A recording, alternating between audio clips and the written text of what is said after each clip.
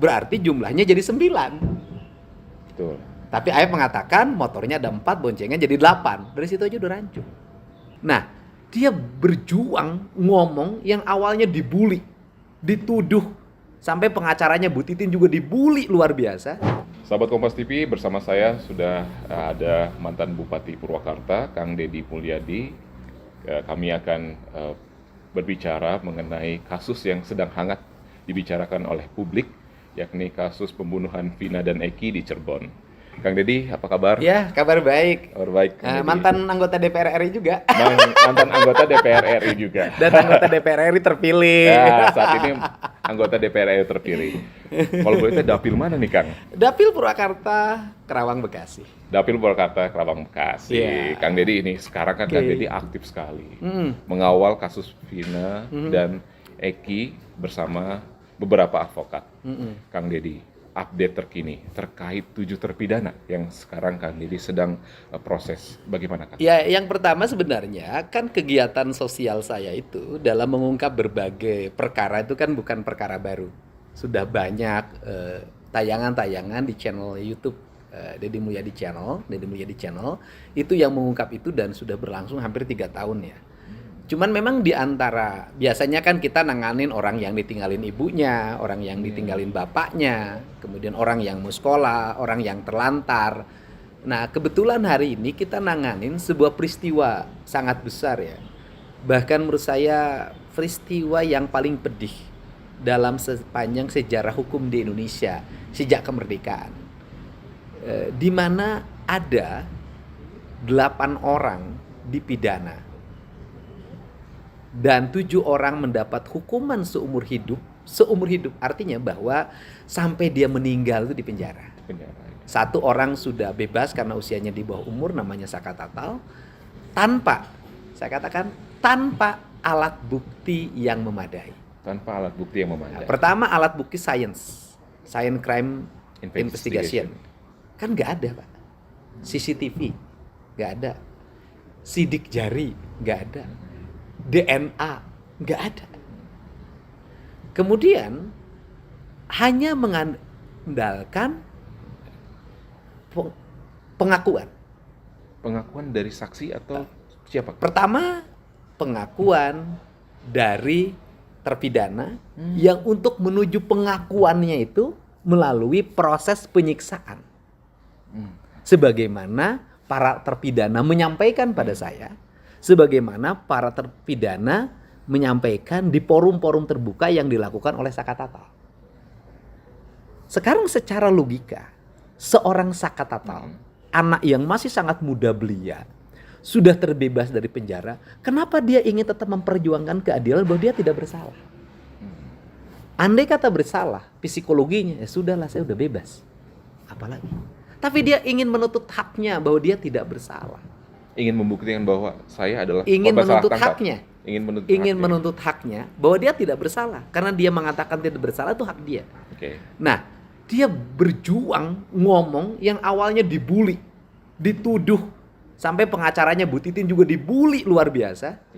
Tetapi seiring dengan waktu, saya memulai untuk mewawancarai Saka Tatal, mewawancarai Sudirman, bapak dan ibunya, dan terus sampai hari ini saya sudah mewawancarai 112 Kang. Responden. Narasumber yang dalam berbagai angle penayangan. 112. Dan mungkin bisa mencapai 300 ini saya lihat. Nah, kemudian yang kedua adalah didasarkan pada kesaksian yang diragukan kebenaran dari kesaksiannya. Siapa yang disebut saksi di situ? Saksi yang pertama adalah Aep dan Dede. Nah, Aep dan Dede itu adalah pegawai cuci mobil, STIM, ya kan, di dekat SMP 11. Ada riwayat konflik antara Aep dan Dede dengan pemuda di situ, termasuk dengan para terpidana, yaitu kasus membawa perempuan ke tempat kosnya. Jadi pukul-pukulan segala macam. Apakah riwayat itu terkait dengan keterangannya, kita uji nanti di Mabes Polri. Oh, jadi alasan Kang Deddy ingin apa istilahnya membantu 7 terpidana untuk bebas itu salah satunya itu.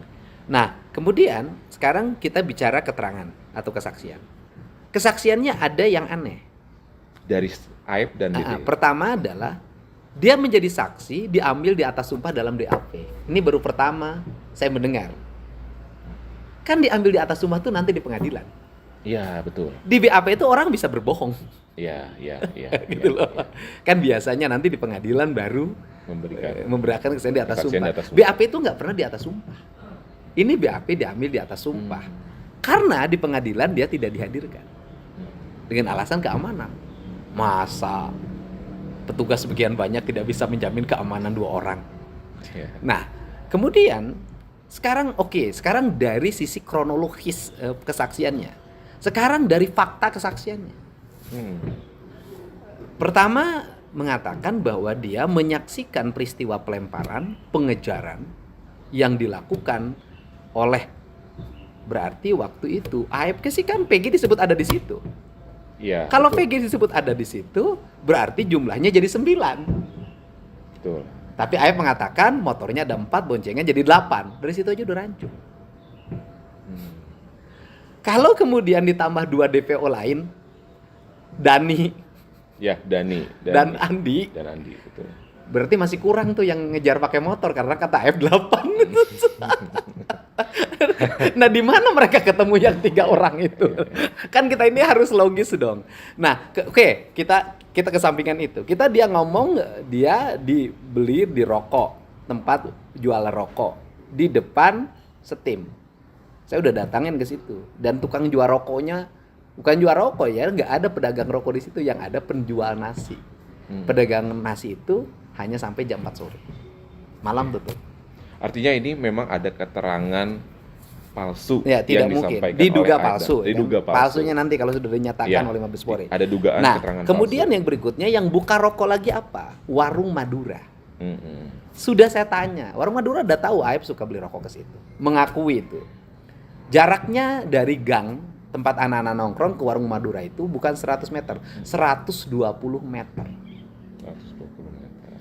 Yang punya Warung Maduranya bingung sampai sekarang. Perasaan nggak ada tuh Pak malam itu yang ngelempar-lempar. Nah, logikanya adalah kalau Aib melihat dari jarak 120 meter, bisa melihat orang melempar, bisa tahu jenis motornya apa, warnanya apa, boncengannya, mereka masing-masing baru jadi 8 orang. Aib itu layak direkrut menjadi seorang intelijen. Kenapa? Dia bisa melihat dari jarak jauh tanpa teropong. 120 meter jam setengah 10 malam. Oke, dari situ saja keterangannya sudah Iya. diragukan. Oke. Nah, kemudian kalau terjadi pelemparan, kita masih terus juga. Kalau terjadi pelemparan, kemudian pengejaran. Saya lihat orang lempar di sana, kan pasti bereaksi. Ada orang lempar tuh. Betul. Warung itu nggak menyatakan Bahwa ada waktu itu beli rokok, kemudian dia berteriak ada lempar. Kemudian di drama BAP-nya itu kan mereka dari flyover dikejar, dipukul, dipepet kan begitu loh. Saya dengerin waktu sidang peradilan Peggy. Dipepet, kemudian mereka dipukul, kemudian dibawa pakai motor oleh Andi dan Dani. Yang anehnya Andi dan Dani itu kan sudah oleh Polda dianggap tidak ada. Tapi di berita acara ketika sidang Peggy dibacain menjadi 2 orang pelaku. Mereka kan lewat, tukang rokok ini kan pasti lihat dong ada orang lewat gini. Apa tidak melawan? Iya. Nah, Kang, baik lagi ke 7 terpidana. Oke. Apakah memang keterangan dari Aib dan Dede ini menyebabkan 7 terpidana itu mendapat hukuman seumur hidup? Iya, keterangan Aib dan Dede itu menjadi saksi. Betul. Lalu yang menentukan bukan pembunuhan loh. Mereka Aib dan Dede menyaksikan pengakuannya, melihat pelemparan, hanya melihat dan melihat Peggy di situ. Nah, sekarang Peggy-nya udah dibebaskan. Kalau Peggy-nya dibebaskan, berarti kan status tersangka terpidana ini kan satu tersebut? Kesatuan. Oke. Saksi Aib dan Dede adalah saksi Peggy dan saksi 7 terpidana. Ketika saksian di Peggy dianggap gugur, maka gugur dong kesaksian di 7 sebelum. Jadi Kang Deddy ini saat ini sedang memperjuangkan me- Memperjuangkan ketujuh terpidana itu. untuk Untuk mereka memiliki hak kebebasan sebagai warga negara Indonesia. Karena mereka dalam keyakinan saya, meskipun ini sudah memiliki kekuatan hukum tetap, bahkan mereka dibujuk untuk membuat gerasi pengakuan bersalah dan minta pengampunan pada presiden, saya meyakini mereka nggak bersalah. berarti tidak pada tahap gerasi yang dimaksud tersebut, malah Dia PK. menguji fakta kebenaran. PK, saya ingin PK. menguji fakta kebenaran. Kalau gerasi kan pengakuan, walaupun mereka Betul. membuat gerasi, kan aneh juga. Kok pegawai lapas berinisiatif membuat gerasi? Berinisiatif itu apakah latar belakangnya karena kasihan, karena mereka baik, atau satu kesatuan rangkaian ingin menyatakan orang ini bersalah? Seandainya membuat gerasi artinya Mengakui dong, mengakui bahwa melakukan perbuatan. Kan aneh. Orang nanda tangan gerasi, tapi orangnya tidak merasa berbuat. Karena apa? Karena itu kan secara psikologi orang udah tahan seumur hidup. Ada yang nawarin, siapa tahu. Iya. Bisa aja. Nah, saya ini ingin memperjuangkan mereka bebas. Kenapa? Mereka adalah warga negara Indonesia. Dia punya hak untuk menikmati kebebasan sebagai warga, dan negara tidak boleh menghukum orang yang tidak bersalah. Artinya Kang Deddy ingin berusaha 7 terpidana ini seperti Peggy Setiawan. Iya dong. Cuman Peggy Setiawan nasibnya jauh lebih baik. Oke. Kenapa Peggy Setiawan ditangkap? Ketika publik opininya sudah mengarah pada keraguan terhadap kasus Iya. dugaan pembunuhan Vina dan Eki. Publiknya sudah ramai membicarakan itu, menyoroti, pengacaranya sudah banyak, semua orang bela. Tapi kalau waktu itu Bu Titin melakukan pembelaan dan satu pengacara lagi, Pak siapa tuh, ada marganya Nainggolan kalau nggak salah. Nah, itu mereka tidak punya siapapun waktu itu, dan opini publik di Cirebonnya menyalahkan mereka dan meminta dihukum mati. Iya. Nah, Kang Deddy kan paralel nih, mengusahakan 7 terpidana, Iya. memperjuangkan 7 terpidana, sekaligus melaporkan Aep dan Dede ke Iya. Bareskrim. Yang melaporkan bukan saya. Oh, Yang melaporkan adalah terpidana. keluarga terpidana. Kalau Aep dan Dede yang melaporkan terpidana. Keluarga terpidana. Terpidananya. Terpidananya. Terpidananya memberikan kuasa untuk melaporkan karena dia kan tidak bisa datang sendiri karena ditahan. Oke, Kang Deddy memfasilitasi berarti. Saya membantu mereka. Kenapa? Karena ini orang-orang miskin. Tujuannya untuk itu, Kang. Orang miskin itu kalau diderap masalah, dia berhenti bekerja, dia makan dari mana?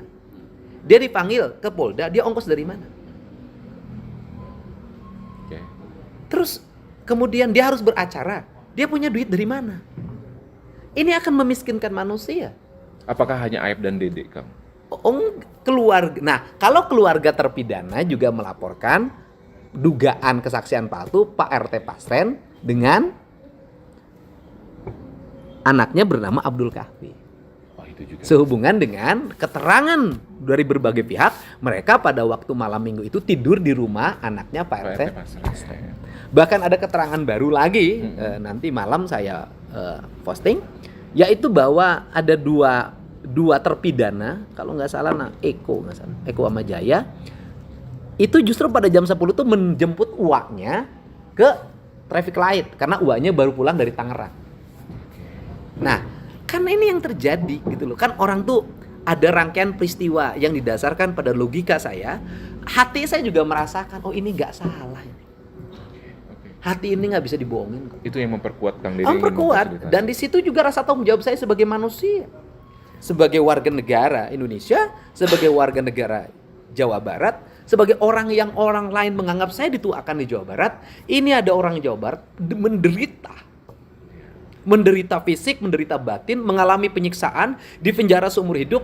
Kalau tidak ada orang yang mencoba untuk membuka ini dengan luas dan gamblang, maka saya khawatir terjadi peristiwa terulang. Seperti Peggy Setiawan. Iya, Peggy Setiawan kalau juga suasananya tidak seperti sekarang, Tidak akan. belum tentu juga bebas. Ini kan karena suasananya seperti sekarang. Dan ditakdirkan mendapat hakim yang punya integritas. Banyak publik yang menilai bahwa kebebasan Peggy adalah kemenangan rakyat. Iya, kebebasan Peggy adalah kemenangan keadilan Kemenangan keadilan bagi Indonesia. bagi Indonesia. Nah, akhir-akhir ini Kang Deddy banyak juga menyoroti publik nih, terutama netizen kita nih, terutama yang sudah mulai kembali mencari siapa sebenarnya pelaku, terus pengen terang benderang kasus ini terbuka, menyoroti tentang Ibtu Rudiana. Oke. Bagaimana Kang Deddy melihat ini? Ya, Ibtu Rudiana dari sisi aspek langkah-langkah ke depan, kita akan ada langkah-langkah. Dan tentunya yang punya langkah bukan saya. Yang punya langkah adalah para pengacara. Para pengacara, tunggu saja tanggal mainnya, kita akan ada langkah. Akan ada langkah Akan ada langkah. terkait. Ibtu Rudiana. Kita akan ada langkah, seperti apa langkahnya kita lihat. Oke, Kang, terakhir pertanyaan saya Oke. terkait Aep dan Dede. Apa pesan Kang Deddy? Saat ini kan Aep dan Dede belum muncul. Saya udah ketemu sama bapaknya Aep loh. Sudah ketemu bapaknya? Sudah, itu kan orang Purwakarta. Gimana tuh Kang? Ya, bapaknya Aep seperti mengalami ketertekanan ya. Aep juga seperti mengalami ketertekanan. Walaupun bapaknya Aep bilang nggak tahu, saya tahu bapaknya suka video call sama Aep. Itu Aep mungkin ada pada satu tempat ya, bilangnya kos di Bandung. Walaupun saya makin nggak ngerti kenapa kos di Bandung, kan nggak kerja di Bandung. Tetapi saya juga mendapat banyak informasi dari warga sekitar bahwa Aep dan Dede juga pernah berkunjung ke Pleret, ke desa Palinggihan, berziarah ke makam ibunya, dikawal oleh 3 orang berambut gondrong. Dikawal oleh 3 orang berambut gondrong. Saya nggak tahu yang 3 orang berambut gondrong itu apakah teman ngojeknya, gitu loh. Saya tidak tahu.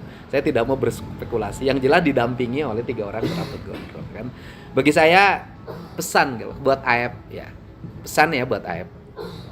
Berkatalah jujur apa adanya. Berkatalah jujur apa adanya. Sudahlah, gitu. Berkatalah jujur apa adanya. Kenapa? Aep itu sama dengan para terpidana yang lain, rakyat kecil. Orang tidak punya apa-apa, pekerjaan pun nggak punya, ya kan? Terus kemudian jangan masuk ke wilayah sesuatu yang suatu saat bisa jadi Anda adalah pihak yang ditinggalkan. Saya tahu betul yang begini-begini. Saya tahu betul yang gini-gini. Rakyat itu siapapun yang dibutuhkan ketika dibutuhkan. Ketika sudah tidak dibutuhkan, dilepaskan. Jangan sampai ketika dilepaskan dianggap bola panas, Aep nggak ada yang nolong. Daripada nanti Aep nggak ada yang nolong, lebih baik ngomong dengan saya jujur. Kita ngomong secara jujur, terbuka. Kemudian kalau iya katakan iya, kalau enggak katakan enggak. Dan itu menjadi bahan untuk bagaimana 7 terpidana bebas. Bagaimana 7 terpidana bebas? Hidup kita ini, kita rakyat kecil, jangan mau masuk ke ranah sebuah skenario yang diatur oleh orang lain. Yang ujungnya adalah tetap aja rakyat kecil yang jadi korban. Baik Kang Deddy. Terima kasih Kang Deddy. Sahabat Kompas TV, begitulah kira-kira wawancara saya bersama Kang Deddy Mulyadi terkait update kasus pembunuhan Vina dan Eki di Cirebon.